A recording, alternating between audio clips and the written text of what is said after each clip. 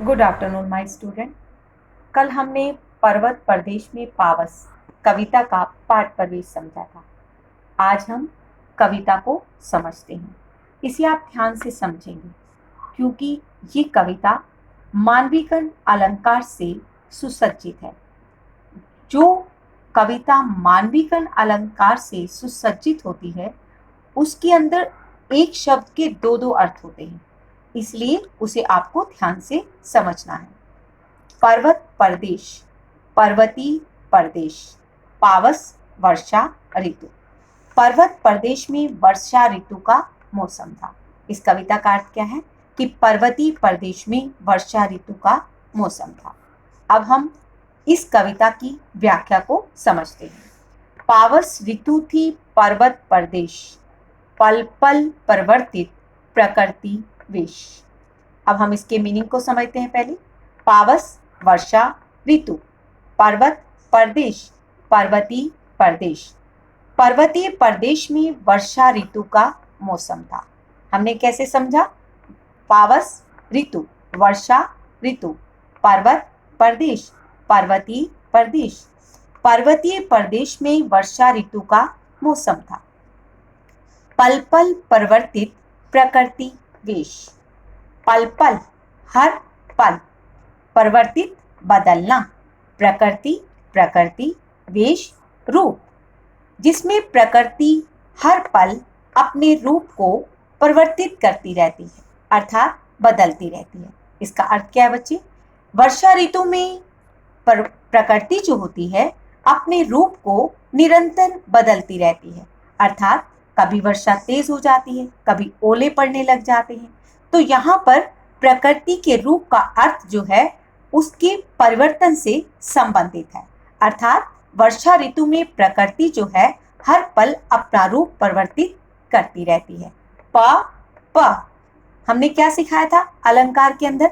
जहां पर एक वर्ण की आवृत्ति बार बार होती है तो वहां पर कौन सा अलंकार होता है? अनुप्रास अलंकार। यहाँ पर पर्वत प्रदेश, पापा शब्द है तो अनुप्रास अलंकार। इन दोनों लाइनों को फिर समझते हैं। पर्वतीय प्रदेश में वर्षा ऋतु का मौसम था जिसमें प्रकृति हर पल अपने रूप को परिवर्तित करती रहती है। यहाँ तक समझा आ गया ना बच्चे? अब आगे करते हैं। मेखलाकार पर्वत अपार। मेखलाकार का अर्थ होता है बच्चे करधनी के आकार का। अब आप पूछेंगे कि करधनी के आकार का क्या होता है?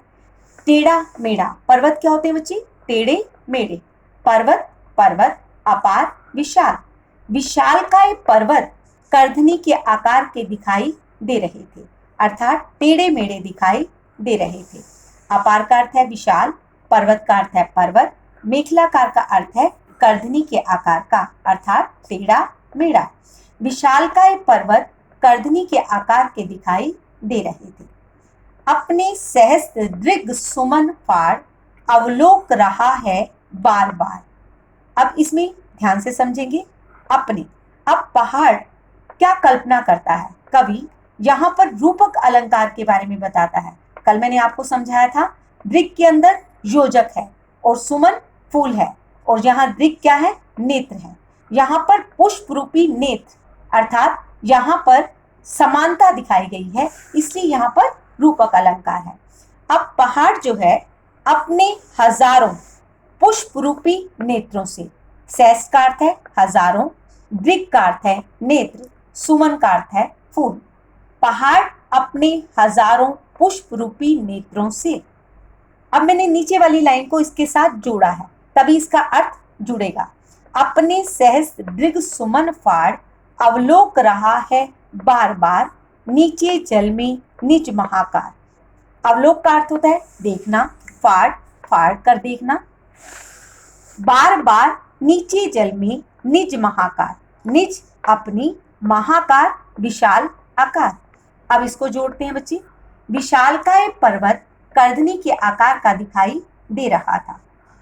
पहाड़ अपने हजारों पुष्प रूपी नेत्रों से अपनी आकृति को, अपने प्रतिबिंब को नीचे जल में बार बार अवलोक रहा था, अर्थात बार बार देख रहा था।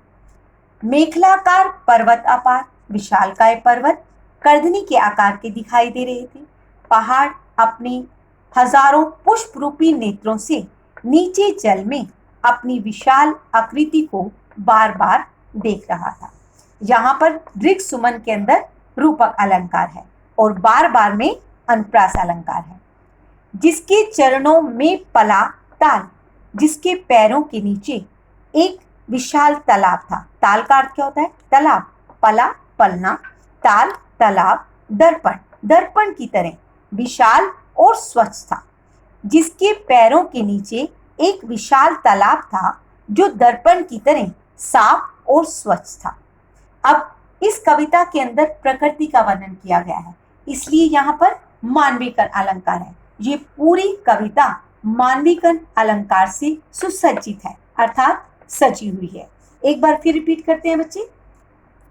पर्वतीय प्रदेश में वर्षा ऋतु का मौसम था, जिसमें प्रकृति हर पल अपने रूप को परिवर्तित करती रहती है। विशालकाय पर्वत करधनी के आकार का था, अर्थात टेढ़े मेढ़े दिखाई दे रहे थे। पहाड़ अपने हजारों पुष्प रूपी नेत्रों से नीचे जल में अपनी विशाल आकृति को बार बार देख रहा था। जिसके पैरों में एक विशाल तालाब था जो दर्पण की तरह साफ और स्वच्छ था। इस कविता को आपने ध्यान से समझना है। यहाँ तक समझ में आ गया बच्चे? आगे करते हैं। Thank you.